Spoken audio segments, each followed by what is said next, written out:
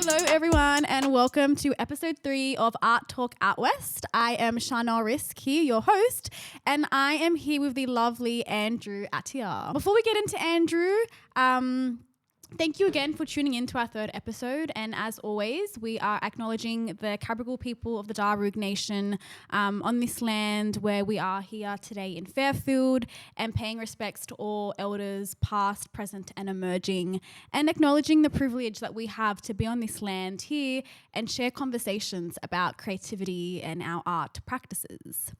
So I am so excited to get into it today. We are here with Andrew. Andrew, say hello. Hello. I'm so proud of you, man. This is like, I'm a bit in shock, actually. You know what I mean? Because we both started at PYT, and now I'm like looking at you. I'm like, oof, what a studio. Yeah, look. Thanks for having me. That's all right. I'm in shock that I got you, like that I got a free hour. Hello? Let's go for 3 hours, you know? 3 hours, yeah. We could honestly talk all day. But Andrew, yeah, I remember when we first met. Do you remember when we first met? The first day? Yeah. I don't, but I assume it would be day 1 of PYT. No, it was actually before Oh no, that. we went to watch last year's PYT's showing, right? Yes. We met outside there. Yep. With Nizreen. God bless Nizreen. I do remember Shout out that. Nizreen. How long ago was that? Oh my gosh, like I think 4 years ago now. Yeah, 4 years ago, guys. I met Andrew. I was nervous walking into PYT in Fairfield. I'm like, oh, I don't know if I'll fit in here. I don't know if I'll get in. But we were going to watch their end of year performance. And then thank God I saw Nizreen, a familiar face. And then you saw Nizreen. Yeah. And Nizreen was like, oh, you're Lebanese, talk. Yeah. That was cool of her. Yeah. She kind of like broke the ice between us. Yeah. And then we started PYT. How long after that? The next year. So like February that next year. So that's 3 years ago. When we did our year of PYT, 3 years ago. 3 years ago. Crazy. Wow. And so much has happened and changed, and, you know, like shout out PYT always. Yeah. You've acquired Parramatta Actors Centre now? Yeah. Yep. So can you tell me about that, actually, please? Yeah, let me interview you. This is about you. No, it's not. It's about both of us. This is about you. Quick spill. So guys, during filming episode 1, 2 and now 3, I was very busy. Is acquiring the word? Acquiring. Sure. Parramatta's Actor Centre, so becoming a co-owner with 2 of my good friends. Shout out them. And yeah, now we run Parramatta's Actor Centre, which was once run by Nizreen. So it is a small world. We're all connected. Love and light to everyone. But you know what? Enough about that, Andrew. Let's get into you. Okay. Andrew, tell us who you are and what do you do? What a massive question. Yeah. Okay, so I mean, I'm a Lebanese actor who grew up in Sydney and around Canterbury Bankstown, Western Sydney. I actually didn't grow up in an artsy family at all. Like I don't have anyone in my family who was an artist. I mean, my tata, my grandma, she used to sing when she was in Lebanon. But other than that, just a real working class family. I mean, we all work in petrol stations, really. That's like our thing. So when my jadou came from Lebanon, he worked a factory, but then he found himself selling car batteries to petrol stations and eventually managed petrol stations. And since then, like me, my dad, my brother, we all just like do the same thing, you know, follow the family tradition. Yeah. So it's weird now because I've been working a bit as an actor, but I still find the majority of my time is at the petrol station, and people maybe don't realize that of me. Like most of my mornings I'm still at the servo working and doing my thing, you know, in the north. But yeah, it's been fun. It's been a good ride in the last 3 years. I actually just realized last week, so my first role in a show was Pulse. Yeah. And I booked that when I was 17. Oh, nice. So 26 now. It's like almost nine years in the game. Wow. Like I've been doing it a long time. And even before I booked that show, I was auditioning at like 15, you know, in school. Wow. But it's been so long. And you know how they say that 10-year thing? I'm starting to realize that might be it, right? Yeah. Like 10 years of something is when you get really like knowledgeable and good and things start taking off. 100%. I think the same about my own art practices. I agree. Yeah. I love it. I love how you're like, I'm a Lebanese actor, period. For sure. Yeah, for Lebanese sure. excellence here, guys. It's weird because like family now and ignorant to the industry. When I tell them I've got a new role, and albeit my first couple were culturally specific, they're like, oh, you know, is it a Lebanese guy? I'm like, no, it's not. Like, it's just, I actually am bringing that to the roles now. They're not writing them in that way. Like, one of my prouder moments was booking just a small role in Colin from Accounts. Oh, yeah. And that role came out just as a casting director. Yeah. And his name was Stevie. Yeah. There was no cultural specific Nice. like requirements for that role. Yeah. And I went in the audition and I was like, why would I try and act like what I think a casting director is in Sydney and who that character is written like? Let me bring a bro and let me bring myself to it. And I booked it. And it was one of my most proud moments, you know? And I think that's one of the things that like we need to empower Western Sydney artists to just own their voice because that's your superpower, you know? Yeah. My superpower is being like a bro and being like a Lebanese guy. I'm not gonna do anything better. Like, I can do else like other things, but Of course. and I feel like it's the same for writing and podcasting and Yes. owning a business. 100%. I think it's so pure when you bring something from yourself just naturally rather than trying to mask something or be something else. And that's what we do here out in the West, I think, really well. And even just us as ethnics. Because even just being in the arts game, it's not as easy. I hate saying that though. I don't want to But play say that it card. because it's true, right? Yeah. You know? But it's not easy for us. It's not. There's so many like barriers and challenges we have to overcome, which is why I started this podcast to spotlight artists like you. So Andrew, like myself, you're Lebanese. I love that. Where in Lebanon is your family from? Do you know? I'm from a village called Frazena in the north. Ah, nice. Yeah, that's where my jiddu's from. Cool. I went for the first time in 2018 nice. and had plans to go back, but you know, difficult times at the moment. Times. We all had plans to go back. Inshallah. Yeah. Inshallah soon. Praying every day, that things get a lot better. Yes, of course. So you didn't grow up in an artsy family. Not at all, no. But your tata would sing. Yeah. I love that. She, not necessarily even just like start like breaking out singing while she's making tabbouleh, not like that, but like she just Turns into a you know, musical. she's not cutting parsley like dropping Adele songs or whatever, but she was a singer. But I grew up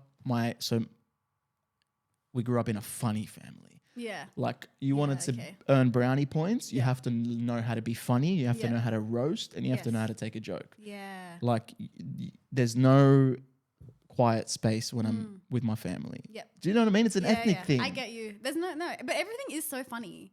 Everything is funny. Yeah. Yes. If you think about all the stories you have in your home life and your family, like what a great show you'd make. Like all that content. Yeah, I know. It's funny, right? I actually, so I put on a performance playing my jiddu. Like it was a fictional thing with I've seen with photos Ram. of it. Yeah. I showed it at PYT. Yeah. So because it's so funny, you know what I mean? Like my jiddu will crack you up.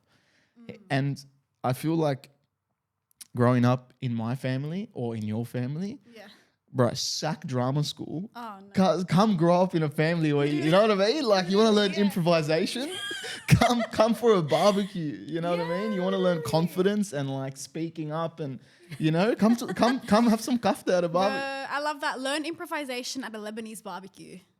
It's like inherent in us, man. Yeah. You know, like It when is. I'm at the servo and I don't work in the Western Sydney, I work like in the North Shore kind of. Okay. Is that why you said North Shore? Yeah. Yeah, okay. But Busy man driving all over the place. Yeah, I drive a lot. Yeah. It's a bit fucked, but it's all right. Can't complain. So like the moment an ethnic Western Sydney walks in, I can tell, and they're making me laugh. Yeah. Do you know what I mean? Like, Yes. it's just a thing we got. I get you. Yeah. I don't know. Is that ignorance? I feel like we got it. I mean, maybe we're both ignorant. Maybe we're both also biased. But I get you. Like even just in being in spaces, when I know like an ethnic from Western Sydney has walked in, like my shoulders drop a bit. I'm like, oh, and I'll bring out the accent, whatever it is. Yeah. I don't even know if I have it, but you just be like, Nah, you're a G. Just You're a talk. gangster. You got it. Thank you. I always used to call you gangster. Remember that? Yeah. It's like, Am I Charnel's a actually G. a gangster guy? Yeah, you are. You are. I'm a gangster in disguise. But I like what you said about your data. I have this thing. And I know, similar to you, I didn't grow up in an artsy family either. Working class family as well. We came here from Lebanon. We worked to survive. It's a lot of our stories. But I think art is in our Lebanese culture, just naturally. Because my jador, similar to your tata, but my jador would just break out in poems. Really? He would just start reciting poems. And he'll make it up on the spot. Like poems, or like he'll freestyle something, and he'll like just like make up a story about someone in the family. Like if I walk in, say we're at a barbecue or something, and I'll just be sitting in front of him, and he'll be like, oh, Charnel, you come from this and this and this. And like he'll speak it in Arabic and it'll rhyme, and he'll mention the villages my parents come from and his parents come from. And it's so poetic, and that's storytelling in its own form. Yeah, and it's in our DNA, and you got to think like how privileged we are to be like first gen, second gen, or third gen, that we get the opportunity to like not have to go work in a factory like for hours and hours to put food on the table. Do you know what I mean? Like that is what allows me to be an actor, is that, you know, so maybe it's in them, and it's out through us. Yes, 100%. You know? What privilege do we have, right? Yeah, because they would travel hours to work, put food on the table. And that's why, like, when I'm, you know, during the week doing whatever I'm doing, I'm like, I like to think about the people that came before me and think, okay, you gave me this opportunity to be here. I'm going to do it for myself, but also for you. For sure. Because how lucky am I to be here? It's one of the best, like people go, what's the best part about like doing a role or being on a TV show or this and that? And I think it's like seeing my family be proud. Yes. Do you know what I mean? Yeah. Like when my judo or my tata watch me in something, and like I just love it. I just watch them, or my mom, you know what I mean? Like it's cute, man. It's the best. And it's like, because of that thing, they work so hard to give us the opportunity to do that. 100%. Let's just go for it, you know? Of course. Yeah. So that brings me to my next question. When did you realize you wanted to be an actor? Because, you know, like Lebanese boy growing up in the area, you don't hear it a lot, I want to be an actor. Or you do hear it, but they're never really vocal about it. I wasn't vocal about it for a long time, but like as cliche as it sounds, I think it was just in my DNA. Like I remember in year 6, we had to do like a play performance at school assembly. Yeah. And I loved it. Like I absolutely loved it since then. Yeah. So I was begging my mum to put me in extras work from a young age. I was doing extras work at maybe 11 years old. Oh, well done. 12 years old. Like I'd go the free extras work where they give you a pop of juice and a packet of like salt and vinegar chips and shit, and you'd wait around and walk, you know? Yeah, for hours. Yeah, hours, I was doing that for a long time. Then I stopped because my mum had to keep pulling me out of school. Because my brother and I, we do a lot of extras work. Your brother too? Yeah, okay. But he's not in it anymore. But when we were young, they, you know, your siblings, you do everything together. Of course, yeah. And then I think I realigned myself with it probably around 15 or 16 doing drama in high school. You know what I mean? 15, 16. What year is that? Like year 10? Yeah. So year 9 or year 10. Yeah. And the only reason I ended up in that drama school was because I had moved schools, and that's the only subject I had available. It would have been year 10 then. So I ended up in it, and then my drama teacher was like, you're great, keep going. And it was like a cooler thing, you know? It wasn't like frowned upon, like you're an actor, it's whatever, X, Y, and Z. But then I got an agent at 17 just by submitting a high school monologue. So you know you did monologues in that in high school? So send that to an agent on Star Now, and we met and she signed me. Star Now. Yeah. Can you believe it? Of course. Wow. Yeah. And then one day, after high school, I had a couple of auditions and I couldn't even get through a scene. Like I couldn't even start and end the scene. Like I was so green. But then one day I get a tape for a show called Pulse on ABC, and I'm off to the city to go do my audition, and I'm on my P's and I'm not familiar with driving in the city, cross city tunnel, this, that. I'm like oofed. My maps is losing it, you know? So I'm like an hour and a half late for my audition for this show called Pulse. Anyway, I rock up and the casting director comes out and she calls the next person, and I put my hand up. I said, sorry, I'm really late. And she goes, we'll see you. And I'd done my audition, and because I was so like hyped up for being late and all my emotions were all over the place, I killed it. Like I smashed the audition scene. Next thing you know, like without a single acting lesson, never been on a speaking role ever. I'm on set with like Liam McIntyre from Spartacus and Owen Teal from Game of Thrones, and I'm playing this like, you know, this year I played Randa's son actually. Shout out Randa, yeah. So I played her son, and then since then that was 2015. So how old were you? 17? Yeah, I booked at 17, probably shot it, turned 18 around that time. Yeah, we shot in Parramatta. I love these stories. Shout out Parramatta. So much shit filming in Parra, yeah. Parramatta is the next city. Oh, it is. I love stories like that, and I feel like only like actors or artists or creatives or anyone with determination can relate to that story, because I love the fact that you're 17 on your P's driving from, like, you're living in Western Sydney. Yeah. Driving from Western Sydney to the city, bro, we've all like gone over the Harbour Bridge 10 times. It's the worst. The navigator like shits itself. That's happened to me, yeah. And then you get there and you're all like flustered and stuff, but you killed the audition. Yeah, it was like destiny. I don't know what it was. And then before my first day, I was like, I can't do this. Like I haven't had an acting lesson. Yeah. But I was so raw and I had so much like emotion in me. Yeah. And one of my first scenes, I cried on cue. Wow. Like on command, I have this scene and I'm crying and it's like, it's crazy. And that was just pure like heart. Yeah. I don't think I can do that anymore. You know what I mean? Yeah. I can't access that. But as actors, we have to access that. Yeah. And when you need to access that, where does your brain go? I don't actually have like a thing or a process that I think about when I need to do those things. I just try and do things with my body and my voice, and then the rest sometimes follows. Yeah, interesting. I haven't had an emotional scene in a while that required You're crying. Just playing gangsters. Yeah, and like, yeah, sorry, I've heard it before. Crying is also not like the thing you want anymore. It's like someone that you want to fight back the tears. Like it's that cliche of like, it's more interesting fighting back the tears than crying. But I don't know, like I don't have a thing that I do. Like I don't touch my finger and squeeze it and think of when my dog passed away. I don't have any of that shit. Is that a thing, touching the finger? No, yeah, like, you know, a trigger point. They call it a trigger point. Like if you're feeling emotional, you can press your finger. Oh, really? And then when you need that, you can press your finger and it might... Oh, wallah, okay. Maybe I've never heard of it. Not Guys, bad, huh? Yeah. Mine is just... My acting kind of thing right now is who am I in real life and how can I bring that on the screen?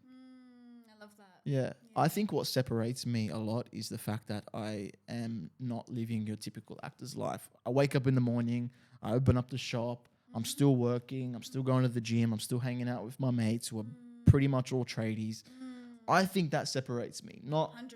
Not going a NIDA, nothing wrong with going to NIDA, but not doing these drama schools and not going to New York and doing that. And you know what I mean? Well done.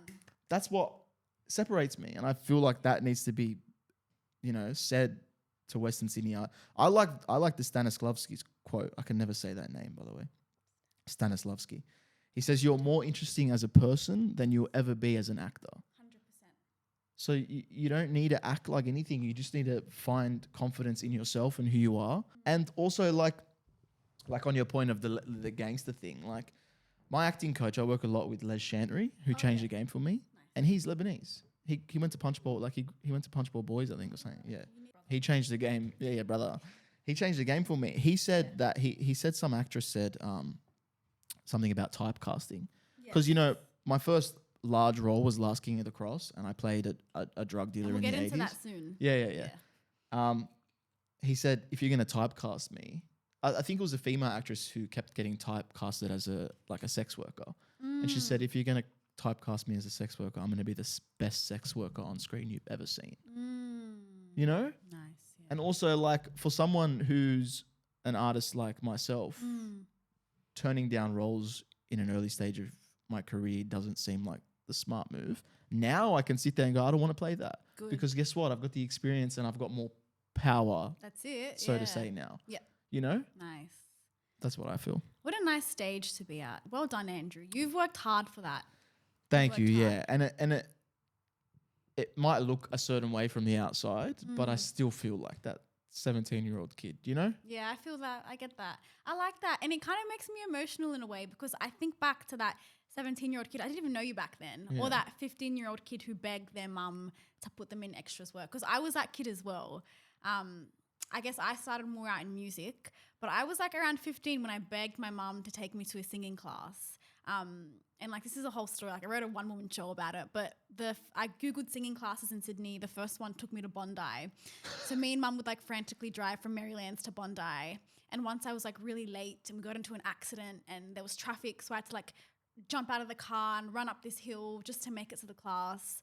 But like I did it for me, for that child in you, which is, and like that determination, like I can see where that you can relate. I can see where it's coming from. Yeah, you have that. You have that. I think but I think you definitely have that as well. And I think a lot of us, if I just talk about our like inner circle that maybe came out of PYT and the friends we have, a lot of us have that determination, which I love and adore. It's a superpower. It is. And looking back, would you not rather that than have it all given to you? Yeah, that's true. You know? Because it makes it interesting. Builds character as well. Yeah, you'd be half the singer you are. Like you wouldn't be able to write the songs you do and, you know. Yeah, it's true. And the power in your voice or the emotion. Like I don't know much about singing, but do you know what I mean? Or even your acting or whatever, you know? Yes. Yeah, no, I get you. I wouldn't change it for the world. Yeah, no, I wouldn't either. It's part of the story. It's part of the journey. And it makes you a better artist. I agree. And also like just God, like having to just go through all of that. It's like, well, I've been through all of this. I'm not gonna fail. I'm not gonna give up. I have to keep going. There's no other option. Like I just have to keep going. Yeah.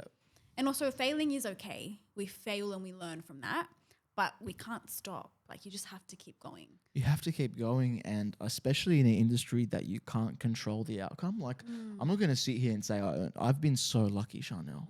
I've been so lucky. Do you understand what I'm saying? Like the certain things and the little things that happened for me to get that role or get this role, and then do you know what I mean? Yes. It's like everything had to go right, and there's actors that that won't happen, and that's why not soon, you know. Anyway, but.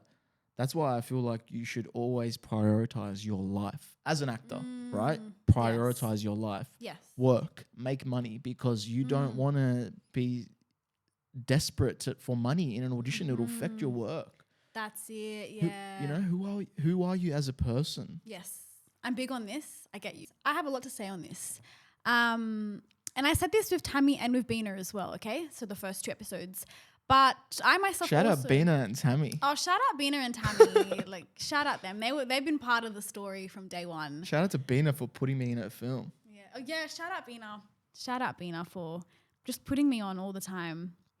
But yeah, guys, look, you've heard this from me before, but I work a day job as well. I work as a speech therapist and like a drama teacher now type of thing. And I wouldn't change it. You know, because I think working with clients and working with these kids and adults, I learn so much from them that I get to put into myself and my art.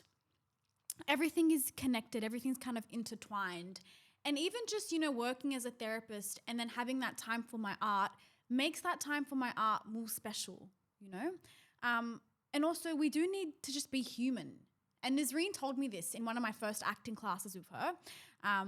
We always keep saying Nazreen. Nazreen was my first acting teacher as well, guys. Shout out Nazreen. But Nazreen told me you need to be human. You need to go and sit in a cafe and just watch people. You need to sit in a park and just be. Because if you don't live and if you're not human, what can you bring to these characters that you're supposed to, you know, make human? Yeah, and it's all like, it's nothing you're trying to give. It's everything you've earned. Just going to work every day and getting like probably a lot of satisfaction out of helping these children, you know, with their speech can enhance your body. And it's not nothing you have to do on camera with your eyebrow, or it's not a facial gesture. It's just, it's going to be in you. And it's going to be in a confidence the way, it's going to be like an internal confidence you can bring on camera. 100%. You know, and I feel like when in this industry you get a lot of rejection and it's like it's a downward spiral because it starts fucking with your head. And every time you book something, it goes up, and it's not anything to do with, it's to do with like trends and people seeing you doing this, but it's like an inner confidence. Yeah. And we do have to accept the fact that we are going to hear a lot of no's. Like it's that thing, 100 no's before one yes. Yeah. And that's just how if you're lucky. If you're lucky. And sometimes it takes years, decades for people. But it's all worth it in the end. But also, like, you have to accept that whatever the journey is, that's the journey that was written for you and intended for you. Yeah. Day in your life is you wake up, you open the shop. God bless you for working hard. God bless anyone who works hard, you know, like especially in this time of the world. I feel like we're all just working hard, trying to achieve our goals and get to where we want to be. But, you know, that doesn't go unseen. Whoever you believe in sees that. Is this spiritual Charnel coming? Probably, yeah. But, you know, like hard work. Yeah. And also just as an adult, as we get older, we're all working hard. And like you know when our parents would say, oh, we're working so hard, we're tired. Like now I understand. Yeah. Yeah. But it's good to work hard. It is. Feels better than not working hard. 100%. Yeah. I always like grew up with this like kind of, I don't know, a theory or thing, but my family would say it and my best friends say it as well, but like being lazy and not working, like it's kind of like a bit of a sin, but not. And like I'm not a religious figure or anything, but I guess the meaning is working hard is a good thing. For sure. And how do you want to like people that get into wanting to be an artist because they feel like it's not hard work? Yeah, good luck. No. It's hard work. It's you hard know, work. it's more satisfying probably. Yes. Definitely, maybe, but it's hard work, you know. 100%. But what was your question? Day in the life? Yeah, day in the life. So you wake up. What do you do when you wake up? Yeah, so Monday to Friday, I'll open up the shop. I'll get there at like 5:45, and then In the morning. Yeah. Wow, early morning. Yeah, I'm an early starter, but I can finish earlier. So then I'll do that, and I'll serve customers, and I'll do the paperwork, and I'll do whatever needs to be done, and then, you know, every other week I'll get an audition, and I'll do that in the afternoon, send a tape, and then like if I have a gig, I'll rearrange my roster and work around the clock, you know, between the servo and acting and servo and acting. And if I'm filming in the morning, I'll go to the servo at night. If I'm filming at night, I'll go to the servo in the morning, you know. Bless, honestly. Yeah. Well, that's pretty much it. Gym and when do you family. fit the gym in? Like whenever you can. Yeah, whenever I can. Yeah, nice. Always got to fit the gym in, guys. Yeah. Gym is good for your mental health as well. Yeah, I do martial arts as well. I do wrestling and Brazilian jiu-jitsu, and that is a game changer for me. Well just done. relaxes me. Good, well done. I feel like a lot of masculine men should have some sort of extreme physical exertion. Yeah. Do you know what I mean? That makes sense. Because when you know you can get it out. Yes. You need to get it out. Nice. Like if you're not training, what are you doing? You're boiling it up, you know? That's very true. Yeah. I guess I can't relate to being the masculine man part. But even, but I've like, you know, working and then being an artist, and like someone will ask me like, what are your hobbies? And I'm like, oh, well, like my hobbies now have kind of become work as well. Yeah. But one thing that's changed for me is I joined like a new gym this year. So I do like F45. How is that? It's hard, good. It's hard, but I really like it. I've never done it. I heard it's so hard. Yeah. So I joined F45 and I like play like soccer now on Wednesdays. And it's so good not working or not being an artist, but just being Charnel and just like moving my body. It's like I'm loving it. Yeah. And that's what I think sometimes we as artists need. We need to do something that is not always like needs us to be thinking and be in that creative headspace all the time. And yes, art is always around us and everything is poetic, but also just moving your body so you can feel more in your body as well. And like I guess for men, let out that masculine. Yeah, but it's for here. It's all mental. Mind, like fuck the physical benefits. It's mental benefits, man. 100%. It's like it's the high of, you know, the post workout or the post run, you know. But it's so important. Yeah, and as an artist, you need to engage in other things. Like I get the all like I'm so driven and I want to just focus 100% on that. But I think you lose yourself in aspiring to be something you do. You're not when you can just find like. And would you say like sometimes putting that pressure and that like all of your pressure and energy is towards I want to roll, I want to roll, I want to roll. Sometimes that is unhealthy. Sometimes you do need to step away from it, because sometimes when we are desperate for things, we don't get it. It smells as well. Casting directors can smell it. It's like if a guy comes up to you and they seem desperate, you know, like a partner, you're like, if you're desperate, everyone else doesn't want you, why would I want you? And it's going to affect your work. It just does. That's it. You know what I mean? Yeah. It just does. When you start, it's weird to say, but when you start giving less of a fuck, you start doing better work. 100%. That's very true. And that's with a lot of things in life. Yeah. Yeah. Like you can use that interchangeably in a lot of things. Like if you write a song for someone, for example, that song's not going to be as good as if you write a song for yourself. Yeah. And how you're feeling in that moment. Very you know? true. And then you release it and whoever wants to consume it and like it can. Yes. You know what I mean? Yeah. Nice. When I first started acting class, I had this weird thing about shying away from my personality. And Les would say to me, Andrew, when we're in class, you're making everyone laugh and you're this Western Sydney, I think he said boy from the hood kind of vibe. When you get on camera, we don't see any of that. Why? And I'm like, I didn't think that was what worked. And he goes, that's what's going to work for you. Yeah. And it took me years and years to realize that. But he was right. Yeah.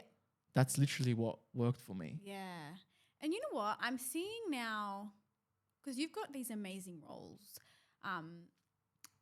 Do you feel like we can bring our personality and who we are truly to, say, a role in the States?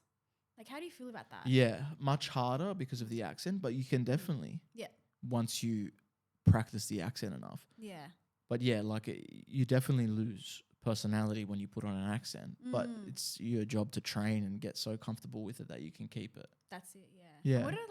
What a beautiful art that is, training your voice to like change accents. Like that itself is a sport to me. Well, like you're bilingual in that, so you know that your personality when you speak Arabic is probably a lot different than when you speak English. That's very true. Yeah. Sometimes I wish I knew who my like when you see people speak another language and then you don't speak their language and they talk to you and they come across a certain way, they're probably a totally different person in another language. You know, that's very true. I guess you can compare that to an accent. Yeah, no, that's a good point. So you don't speak Arabic? Yeah, I do, but I'm not fluent. Yeah. I want to take lessons to become more fluent. Yeah. I'm doing lessons at the moment, actually. Nice. Yeah, like writing and reading and well stuff. Well done with who?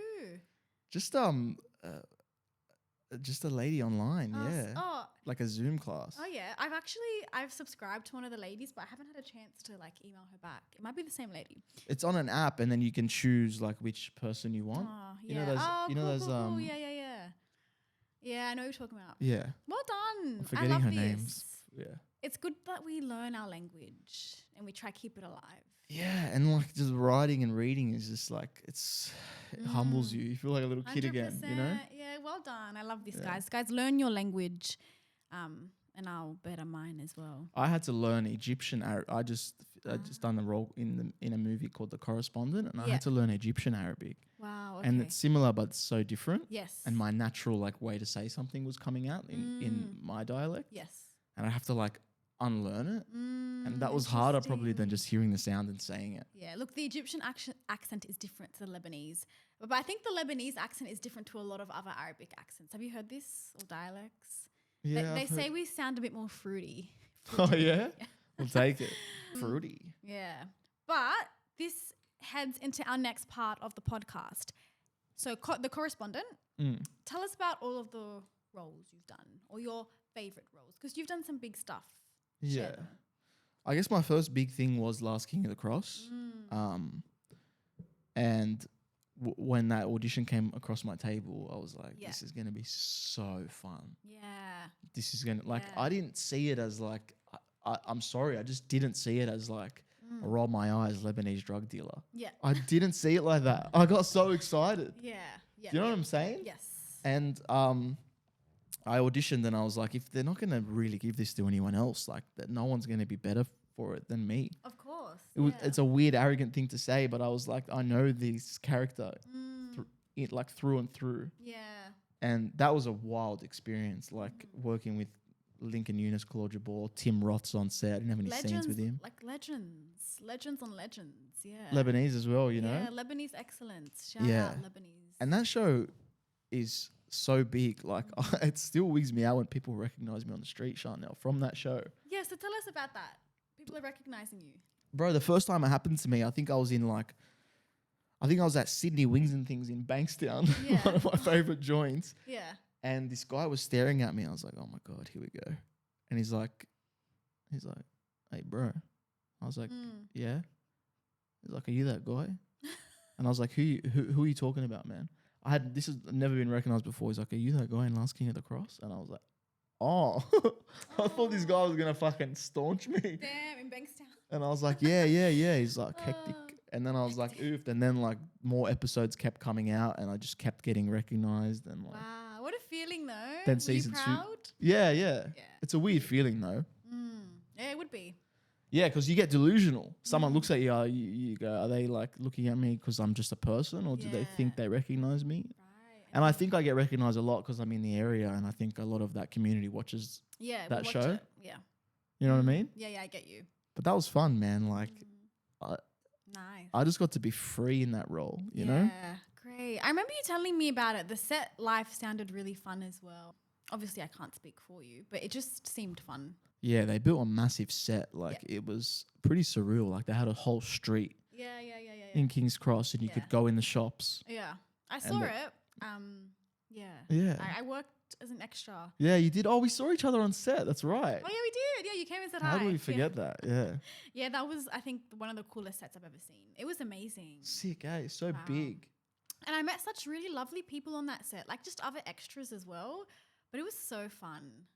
Like that's when extras work can be fun at times. Yeah. But obviously, funner for you, star of the show, Well, big yeah. role. Yeah. So how was it working with Lincoln and Claude? Yeah, I learnt a lot.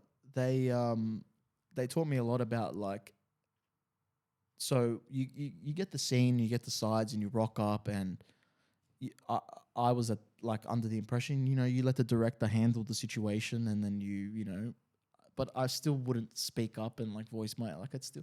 But if they have an idea, they'll bring it forward, and like I learned how they continue to workshop the scene and block it out. You just watch someone like, but that's because they've got experience to do that. Of course, yeah. I learned a lot of that. I learned a lot of like delivery. Like when I'd be doing scenes with Claude Jabor and he was in that like drugged out Sam, those episodes where he's like, cooked. He was his volume was so low. Wow. And I was like, this is acting for the camera. He's not like worried about where my character is because that's not his character. Like who's to say the other character has to hear you? I couldn't hear him in some of the scenes we shot. Like someone had to give me a cue, like Claude just said his line because I was in the kitchen and he's in the lounge room. And he's like doing his line. He's like, hey, cuz, and I couldn't hear him. And I'm like, that's fucking masterful. Wow. You know what I mean? Little things you pick up like that. Yes. And then you watch it back and then you go, oh, that's interesting. They chose that take. Yeah. I thought that was my worst one. But maybe, that mistake looked more real. Yeah. I also learned not to rehearse things too much. Like the scenes you put so much rehearsal in, you're just less free in the moment and you get there and you're like, this is different to how I imagined it, and you fuck it up for yourself. Claude was so in that role, he broke I'm going to butcher this, but he had a scene where he had to punch the wall with Lincoln. He broke his hand on set. Oh no. And he had like a soft padding. Wow. I think he's spoken about this. Yeah. I'm not like saying anything I shouldn't. Yeah. But yeah, he just smacks this wall, bang, bang, bang. And then the next thing you know, he's got an ice pack. And then he's rocking up the set with a cast. I was like, oof. And so how do they do with the broken hand filming the rest of the... I don't know. They just took it off when he had to shoot it. I don't know. Wow, what a legend. Yeah, he was a bro about it. Like you wouldn't catch him complaining. The storyline behind it, like we all know it. If you grew up in the area, like actually I grew up like a few streets away from the actual storyline. Like walk past it on my way to school, stuff like that. Maryland's, Shout out Maryland's. Shout out 2160. All right, so we have Last Kings. I'm so proud of you for doing that. Really well done. Thank you. And then we have, what's next? On the larger scale, House of Gods. Yeah, House of Gods. I would say that was the best experience of my life. Yeah. Yeah, Seemed like such a great cast. Oh man, we became family. Yeah. Like we were having so much fun, too much fun on set. Yeah. Like we got kicked off. Osama, me and Priscilla and Safia were doing a scene, and they were like, you guys gotta go. You're disrupting. We're just laughing and rolling all over the floor. Yeah. It was just a good show, man. And they went out of their way to hire like different Arab crew members and cast and authentic extras, which is really important. Yeah. Yeah, it makes the show like it gives it life, you know? Did that make you feel more comfortable on set? For sure. Yeah. And like, how was it working with a cast of Middle Easterns? Like, does that always feel like you're working with your cousins, you're at home? You said it yourself, you know, you go when you said it earlier, you were like, when I see someone from Western Sydney, I think I just go 100%. On set, you know, it's the same. Yeah. 100%. The same. You can talk about those things, you relate, you all came up in an industry that like looked at us a certain way, and then now we're all on a show together. Yeah. You know? Nice. I'm glad. But I say it seems like such a nice cast because I came to remember the screening? Yeah. In like Parramatta. Shout out Parramatta, guys. But I met some of the cast and they were so lovely. Yeah. They were so lovely and they were so happy to just talk to us. And I went with some of the kids from my friends from PYT. And we spoke to Priscilla and Safia and Osama a bit, and they were like such beautiful people. They're legends. Just legends, like big hearts, you know, no ego. Yeah. Everyone just wanted to do their best and help each other, and that was like I don't think I'll ever get a job as good as that in terms of like the people you work with. Yeah. Ever. Yeah. Like I just don't think it'll happen. I hope it does, but I don't think so. Unless we get a season 2. Inshallah, hopefully. Yeah. So I want to bring up something because I remember when you had just finished filming that, we all went out for Thai. Do you remember? I went to Para. Yeah. And you mentioned something, and if you don't want to speak about it, that's okay. Yeah, talk to me. But it's interesting because I think we all experience it in a way, but like that post-show kind of depression or the blues. Yeah, interesting. Post-show blues. Yeah. Are you comfortable speaking about that? Yeah, why not? Yeah, because I think it'd be nice to get your intake on it. So what do you have to say about that? Yeah, I guess, I don't know, for people that don't know what we're talking about, it's like, you know, when you're on a job, you obviously are on a high because you're doing what you love and you're having a good time and you're on set and, you know, you rock up and everyone's treating you so well, and like actors get treated really, really well, like probably too good, you know? So then you finish this job and you've spent 3 months with someone nearly every day of the week. You know, like it's almost like you leave a family behind and a whole different life. Like I feel like shooting a show, you're living in a different timeline. Like you go from that show, you're doing that House of Gods, and you come back and selling sausage rolls and pies at the servo. But no, like you can it's like post-holiday depression. I guess it's the same thing. Yep. And no one really teaches you that, or no one like warns you about it, or no one tells you how to get out of it. Yeah. You just got to support your fellow castmates and help them, you know? Yeah, because they become your family, of course. Yeah, I guess the best way to compare it is post-holiday depression. Yeah, post-holiday depression, that's a good comparison. Even like, I've heard this as well in like musicians and singers coming off like doing a show or a gig, and like you're on such a high, and then a lot of the time you're like, it's finished, and then if you're going home, and then like if you're going home alone, it's like, oh, all right, I was feeling so good, because I feel this a lot. Like the gig was so fun, I enjoyed those few hours. I'm like, all right, cool, now I'm going home alone, and like I still have this energy in me, and you kind of miss that high. So a director and writer, Von Padiak, you know Von. So we did a pilot short film proof of concept called Too Many Ethnics, and he taught me a thing, and I still use it to this day. Yeah. He said, whenever you want to bring yourself back into your own person. After a day on set or after a performance on a stage or a podcast or whatever, have something that reminds you of you, like something you really like your favorite chocolate. What do I have? I pump a Coke Zero. Coke Zero. Oof, cuz I can't get enough of Coke Zeros. You know? Oh, I love that. I think Von got me addicted to Coke Zeros. Wallah, okay. Yeah, I pump them. Oh, nice. So yeah, do something like that that reminds you of yourself. That'll help. Good. Thank What's going to be yours? Can you think about it now? You know, I love Coke Zero, but I think for me, like, it's going to have to be gelato. Oof, what flavour? Gelato. Oh, I love like hazelnut gelato. Nice. Or like a mango sorbet. Oof, you can't beat like a mango or a lemon sorbet. Yeah, yum. Oh, yeah. Maybe I'll get some after. Yeah. I'm interested in, because you're mentioning rehearsing scenes and lines, and you've had these really big roles. So once you're given the script, what does your rehearsal look like? Yeah, just reading over the scene and the script, knowing like what's happening. So like, is it you kind of go home and read it to yourself? Yeah, just keep reading it and like dissecting it. And it takes me a while to like understand shit. Like I think I'm a bit slow when it comes to like understanding and interpreting scripts. So I like take my time. I learn my lines. And yeah, I don't over rehearse. I just want to know my lines extremely well, obviously. Yes. And then like know where it is in the show and what my character's intentions or feelings are towards that person, and then go on set and be free. Yeah. I swear, every scene I've over rehearsed is not my best work. Okay, interesting. I'm gonna do that. I'm gonna do this, and then you rock up and you're like, oofed. There's a scene in House of Gods where I say something emotional, like it was a heavy line, like, you know, I say it to Osama's character. I can't remember the exact line, but basically, you and your dad were the only people that were there for me. Oh yeah. When I was in prison, right?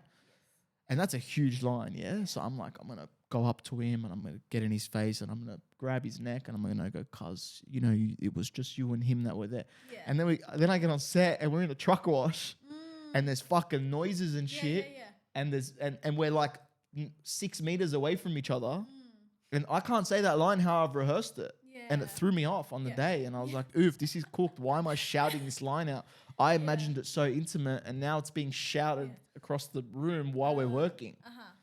You know? And it put me off. And I was like, because I over rehearsed. I thought it was going to be a certain moment. And on set, Fadi was like, no, you guys are working. Yeah. You're not going to go up to him and get in his face and say that. Was that in the first episode? Yeah. I think I remember seeing it, in the truck wash. Yeah. You know, like I'm carrying a bucket and like a broom and I'm saying it. I thought I was going to go up to him and grab him and, you know, and then I realized it's stupid now. Episode 1, they're not going to put like a... Yeah. But that makes sense though. When you don't over-rehearse something, it comes out the best because it's just your natural state. Yeah. Me and you are speaking right now. We haven't rehearsed what we're going to say. No, and not at all. I just we don't. Yeah. I woke up like this. Yeah. We don't... It's about keeping it like natural and grounded, I think. And I'm not an expert. I'm still learning. Like Charnel, I still think of myself as like very green and that. You know what I mean? Like what do you mean by green? Like there's still so much I got to learn. Every job I do, I get better and better and better, and that will never end. That's it. You know? I like that you recognize that. Yeah. I'm still going to classes. Like I'll start my class next week. Good. Well done. In between my next job, I'm playing a cop. How's that for a fucking typecast, motherfuckers? Typecast. I'm playing an oppa. No, is it a cop or a Lebanese cop? No, it's a cop. Good. But guess what? Because they cast me, I can make it a Lebanese cop. But I'm going to make it me, Charnel. Make it you. And I'm Lebanese and I'm not going to hide any of that. Of course. Like, obviously, I'm not going to be speaking Arabic and they might not refer to my background. Yeah. But when you watch it, it's going to be me. Yeah. Congratulations. You know what I'm saying? Yeah. No, I get you. Yeah. It's interesting because then it plays into that conversation of like, you know, how long until we're just like, you know, like we always say like I'm a Lebanese artist and I'm so proud. Like I would get that tattooed on me. But then like, can we also just say I'm an artist? Yeah. You know? Like when there's that conversation or when there's that, like when can we just be an artist? And people have their opinions on this and whatnot. It's also not like a big deal or anything. But I'm glad they've casted you as a cop. Yeah. One of the ops. One of the ops. Yeah, and just we here at PYT in Fairfield, we have no ops. Yeah, it'd be interesting. Yeah. I can't wait to like post a photo of Wally Mansour, my character in Last King of the Cross, and then me as a cop. Nice. And then be like, if you can't beat him, join him. That's it. But you know what? That also just shows like that you are a good actor and you're good at what you do because you can play different roles. Thanks. Yeah. So well done, Andrew. I try my best. You do, and you work so hard, and I see that. And what you were saying about how you're always learning and growing, this is something I want a lot of people to understand as well, because I always have to remind myself that as well. Yes, like, you know, I can say maybe like we've both achieved some nice things, but we're still so young, and there is still so much learning and growing to do. And you need to like still remain humble is not the word, but like don't get like we shouldn't be so ahead of ourselves, you know. There's always rooms to grow. That's it. And there is no one like we aren't greater than anyone, and no one is greater than us. At the end, we're all in the same. Like we're all just human. Yeah, and own yourself and find your superpower. That's it. Find your superpower. You know? And it's in you. I feel like you might like this because so my music producer always tells me, don't be the next someone, be the first you. Yeah. Shout out Bobby. Shout out Bobby. Shout out Bobby. And I feel like that's what you're doing though. You're just being you, the first you. Yeah, I'm trying. Yeah. I'm still discovering me, but it's that process. Yeah.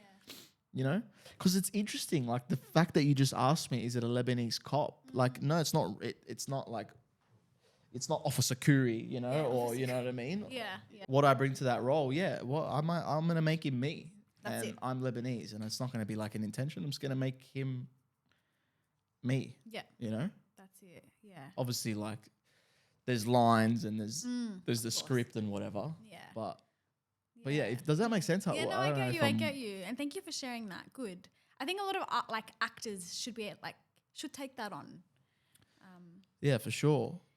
Especially ethnic actors, you know, like. Yeah. So then I want to ask you, because it's so like, you know, like I love the fact that I have like a Lebanese man who is an actor here, because we don't see a lot of you guys. What advice do you have for, say, like a young, like it doesn't have to be Lebanese, or ethnic boy from Western Sydney, wherever he is, that wants to become an actor? What advice would you give him?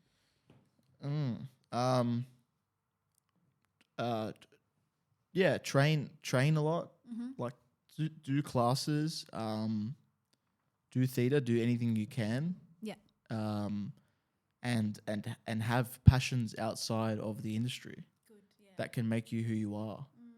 You know, like if you couldn't talk about who you are as an actor, like what's gonna, like do you like soccer? Do you like footy? You know, try different things. You know, and yeah, just own yourself and who you are, and bring that to your roles. No one's gonna be better at you than you. 100%. You know, Yeah, and work and make money, and like. Yes. Don't let the industry fund your 100%. shit.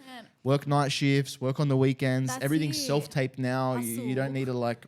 Yeah, drive to the city over the Harbour Bridge 10 times. Yeah, sometimes. But like, it's not like, especially when you're up and coming, there's not a lot of work. You can make money. Yeah. And then when you make money from acting, it's like a bonus. A bonus, yeah. And then look, a lot of the time you can put that money that you got from acting into bettering your acting. You need new headshots. They New cost a fucking headshots. arm and a leg. Yeah. Acting classes, they Acting cost an classes. arm and a leg. Yeah. All your research and and this, like you need to work outside of the industry. 100%. You can't not. I'm so glad you say that. And I'm glad someone like you has said that as well, because, you know, like we see your face on the big screen, but it's true. And I've said this with Bina and Tammy. We have to work, guys. We have to fund ourselves as adults. You know, you got to pay your bills. You have to pay for your food. You have to survive. Yeah. And just relying on your art, like, unfortunately, it's not realistic. We'd all love that, but especially when we're up and coming. And choose the right job, right? Like Of choose a course. job that Don't you do can like be flexible with. Yeah, think know? smart about it. Maybe don't go get a 9-to-5 corporate job that's yeah. going to require you like 8 till 6 and then you got deadlines and shit. Maybe not that, but Yeah, that's it. Think about it. Like, don't sign a contract for like you need to be in an office from 9 to 5, because that won't. And don't surround yourself. This is so weird to say, but like maybe don't always surround yourself just with actors and artists. Yes. Like I feel like when I'm hanging out with my mates and they're all electricians and carpenters and plumbers and that, like I feel like I'm getting this sense of humor and this like kind of thing that I can bring into my work. 100%. I'm not saying I don't hang out with artists and don't do that, but you know what I mean? Like people from all walks of life can enhance your... Some of the best characters I've like created in either improv or writing come from just people around me that aren't artists, and that they're like the funniest people. Yeah. And they've got true human stories. How many people do you meet that aren't in the game? You're like, oof, you could be a hectic actor. Oh, so many. You'd be a mad actor. You're so funny and charismatic, obviously with the training. But do you know what I mean? Yes, so many, man. But good, I'm glad you said that. Guys, work, hustle, also take time for yourself. Don't overwork. Don't kill yourself. Yeah. But understand that work needs to be done. Yeah. But what a blessing it is to be able to work. Exactly. What a blessing. And in Sydney, it's not, you can get a job. Yeah. You know, like if you're a young person, you know, there's so many, go get your, what's that thing called that you can be a bartender? Go get that. RSA, Go get your, yeah. Go do all that stuff. And write your own short films and film stuff with your mates. That's it. Write your own thing. Film it yourself. Direct it yourself. Like if you want to be in something, just do it yourself. Because sometimes we can't just wait for people to give us a job or give us an opportunity. That's what, like, I know I started with Last King and House of Gods, but there was short films, like I did a short film with Nizreen, like ages ago called Amir. This is all unpaid. Then I did a thing with Von and Jasper. That was Too Many Ethnics. Like, that's it, yeah. This is all stuff that led me to do the bigger stuff, you know? Yeah. Well done, Andrew. And you deserve it all. So wrapping it up, my last question would be, unfortunately, but how has your family been throughout all of this? Because, you know, like we always speak about this, coming from ethnic backgrounds and then coming from Lebanese backgrounds. It's always like, oh, you want to be an artist. But how's your family been about it? Yeah, they've been really supportive, I reckon. Now they're so supportive. Now they're like, you know, showing everyone #1 fans and that. But like, I think you have to like, you can't expect them to believe in your dream until you start showing them some stuff, you know? And I don't think they had an issue with it because I always went to uni. I studied, I got a degree, I always worked. Like I was still doing everything they wanted me to do and some, you know? Well done. But no, they've been so supportive. Like, What did you study at uni? I did marketing and media at Macquarie. What? Yeah. I went to Macquarie. Yeah, yeah. What? When were you there? We've spoken about this. I was in 2016 to 19. Oh my God. I was 2017 to 2021. Oh, damn. Yeah. How funny. We would have like probably walked past each other and didn't know. Yeah, did you do any media things in that you know, that building that's far away, the media building? I forget what it's called. Oh, actually, was there like acting stuff in there as well? Yeah.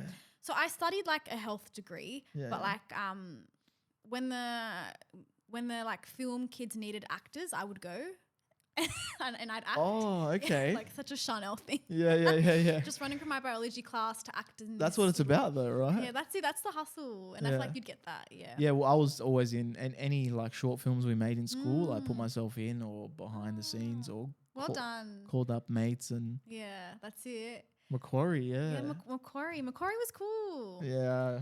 Yeah. It's all right. But look, similar to you in a way, I feel like we kind of tick the boxes. Like we did a degree, we worked. Like we're good kids. Yeah. I think. Yeah, you're pretty proud of us, parents. Yeah. So. But like that, again, that like I probably wouldn't recommend uni to everyone, but it's that life experience. Yeah, 100% life experience. Life experience is very important. Like I don't think most, like NIDA, I know, hardly ever take 18-year-olds unless you're like a really, really like strong performer. Because they want you to have a little bit of life experience before they throw you in the ringer, like in this drama school for 3 years. Yeah, that makes sense. You know? Yeah. And like I never went to drama school. I never went to drama school. Neither did I. And I'm not saying that's the right way to go, but it's not the be all end all. You can go and do screen classes. That's it, guys. Yeah. I don't want anyone to sit and cry about the fact that they didn't go to NIDA or wherever it is, because there's always different ways around things. It's really like just allow your journey to take place. And just do it. Just keep doing it. Keep acting, throw down tapes every other day with your mates.